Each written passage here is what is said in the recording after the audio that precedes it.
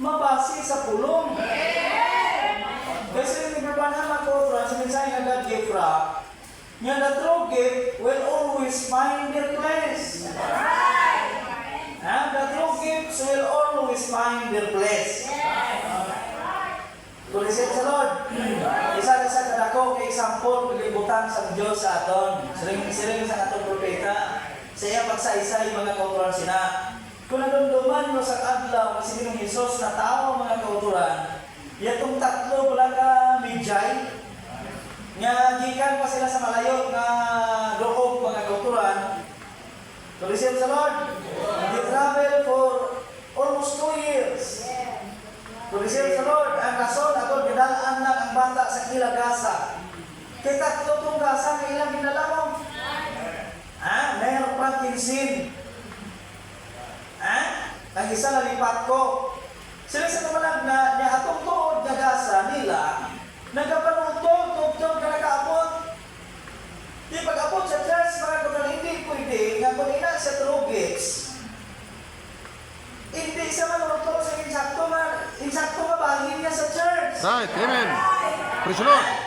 Amen. Kaya kung hindi na siya manutog sa insakto mga kauturan, it will cause confusion. Imbes nga ina siya nagasa, makahatag kalikon sa church, hindi siya makahatag kalikon sa church. Kung ihimuon nila mga kauturan, kung isang sa Lord, Praise the Lord. kaya tumutuay siya na nultol, ang himuon nila mga kauturan, confusion ang dalon. Salang isang, diyan na lang kayo matanaw sa kiyayagiyas. Diyan na lang kayo matanaw sa kiyagifts mga kauturan. Kung isip sa Lord, kung ang true gifts mga kauturan will always find their place. Amen. Ang doon kagasa, nagapanultol na siya sa pulong, sa iya loob. Kung isip sa Lord, nagasunod siya sa pulong. Pero kung diya siya kagaway sa kasunod sa pulong, natural. Hindi po na siya makabig na true gifts mga kauturan. Kaya waay siya nanultol sa iya bulutangan. Waay siya nanultol sa iya loob. Hiyas man siya. Pero ugaling, waay siya nanultol sa iya dapit mga kauturan. So kung waay siya nanultol, butsing na nun, it will cause confusion. Okay. Nakuha nyo? Hindi na sa si Sunday nga na, may gift dito si brother. Hindi niya. Ano mo lang gift yan? Naglok ni sawa yan. Praise the Lord. Ano mo lang kasaya nga mayo? Nga daw ginadayaw sa isang tao. Pero siya ka kasunod sa pulong na nungon siya. Praise the Lord. Pero siya sa Lord. Naglok sa kasawa yan, hindi pa na. Hindi kayo sa true gifts. Kaya kung true gifts na mga kauturan, God will settle it forever. Amen. Plastar na sa Diyos. Kung gintawag na siya sa Diyos sa sina na doon, iplastar na siya sa Diyos. Hindi ka naman sila na, kung gintawag ko na sa Diyos siya, ang Diyos siya mo magaw. Plastar na sila, hindi niya. That is wrong.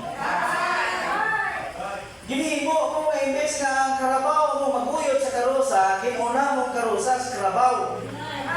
Praise the Lord. Kaya ang insakto nga proseso, kung gitawag sa Diyos, ang tanan ginaman sa Diyos. Right, amen.